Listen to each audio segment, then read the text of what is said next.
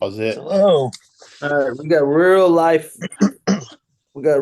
situations here. So I got stuck with daddy duty on signing day. The 2024 early signee class. It's a special group of guys, and that's really that's really what I can that's how I can sum it up is that they're a special group of guys. It started back in June for us, and getting some local commits. And guys wanting to be here and want to represent the state, and that's what our program's built on. And and so we're very appreciative, very happy to get guys from all over, and then going out and getting some specific guys from across the country, um you know junior college, high school, and transfer. I think really did well for us. And when these guys are going to fit right in uh, to what we do. I'm excited to have them and for them to be a part of this. Um, you have a lot of big group right now in the early period, but a good chunk of local boys. Talk about that and being able to bring in kind of a big wave of local players, and then a couple guys like say like Micah who has local ties here but is from Vegas and stuff like that. Yeah, you know, Kahoa Brew, um, Z Carvalho, uh, Alika, Tui, uh, Josh Tavui, Tristan Galindo, Noah Wiley. Those are really good football players, and for us to have to keep them home and for them to be part of this brotherhood, I'm excited for them and their growth within our system, within our program, for years to come. Uh, you know, s- guys like guys like Micah. We he's a local boy that went away for opportunity, and he comes back to us, and our time, his time away, really had a lot of growth and played a big role in a big program success. Finished the year without an interception, led his team to a national title. I mean, he's a big time recruit, and so we can't wait to get him in our system, and then him throwing the ball around. But then we also got guys that like Dino, who's Ashlock Perfili's brother, and he's gonna be special. You got 100 and 300 meter hurdle champ. And Dino, is a two-sport athlete, unique individual, big guy that can run. And he'll be special.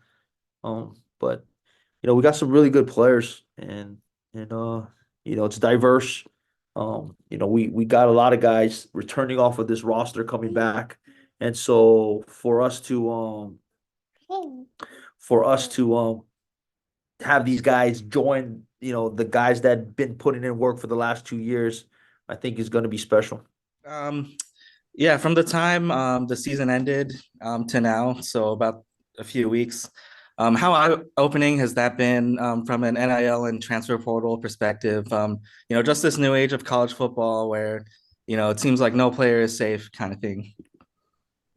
Yeah, I think it's ruining college football.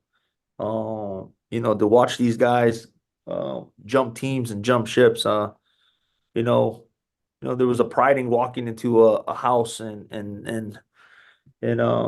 talking to parents and telling them, you know, what type of program you're building.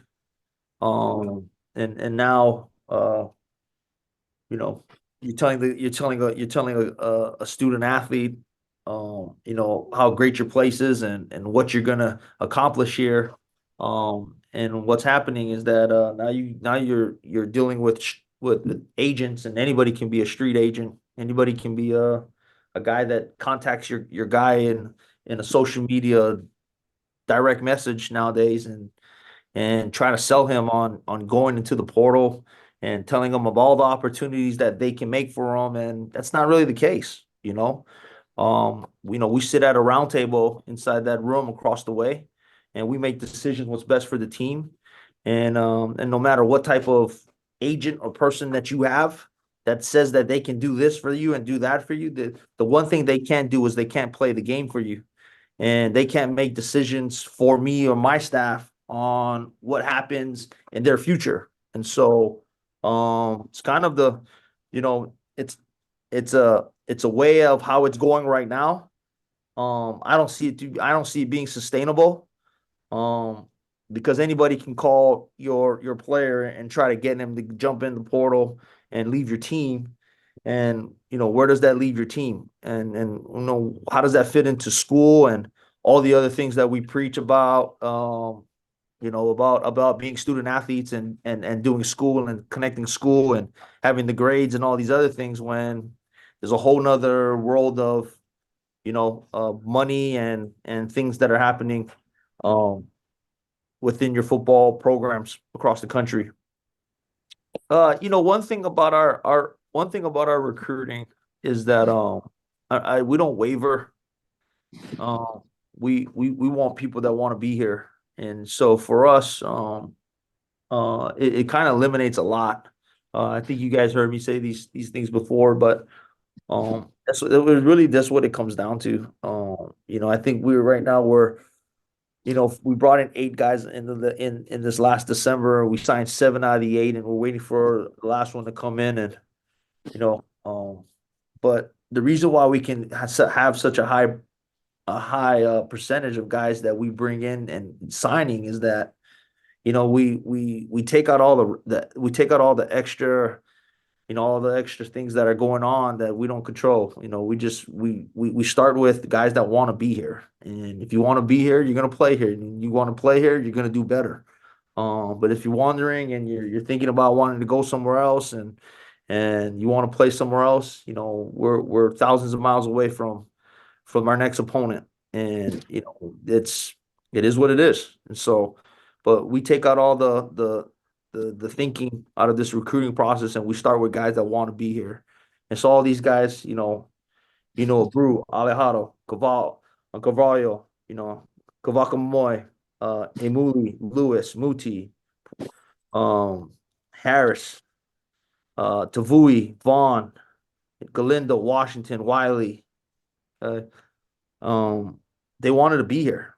And that's what we want. We want guys that want to be in this program and represent this state. And that's what it's about.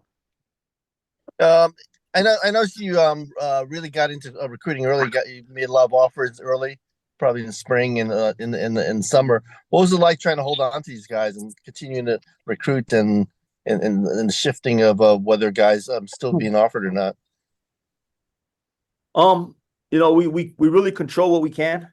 You really build a program to control what you can, and that's the way that you got to roll. Like, you don't control things that you can't control. And that's how I look at them. And you gotta control the things that you can, that you can. You gotta make sure that your relationships are strong with these guys. You got to make sure your culture's strong. And you got to make sure that you believe in what you're building and your relationships that you build with your players. But during a time like this, yeah, it's a free for all. And so, but one thing that we pride ourselves on is our brotherhood and our loyalty for each other and what we're gonna do for the guy next to us. In particular, it looked like you spent a lot of time on Alejandro.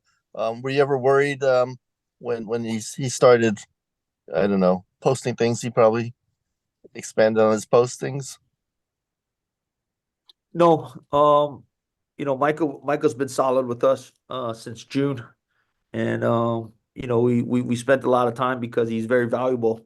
We think that, he's gonna lead our program one day. And he's a great quarterback. And anytime you got great quarterbacks, the probability of you winning games goes up. And so we really believe in him and his skill set. And we wanted to give him the attention that he needed so that we can get him landed here. Hey, Coach. Just kind of picking back off what you mentioned. I guess you could say that that's kind of what the recruiting pitch as far as getting guys out here in Hawaii. But as you're going through your early signing day, and I know it's exciting for you, you guys been up since 3 a.m. and whatnot. What do you feel has been the biggest need for the team, especially coming off of a 5-8 season? You guys have strictly just been getting through, going through the list of players that you guys need, especially after the season. Biggest needs, yeah, I mean, you're always going to want to need something, right? And so, I really need the core group of our guys to come back healthy and get ready to play some ball.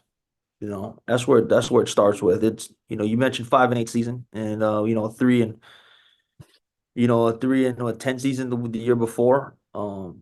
It's, those are taking cracks, for 2 years now. And so it really starts with the guys that built this thing, and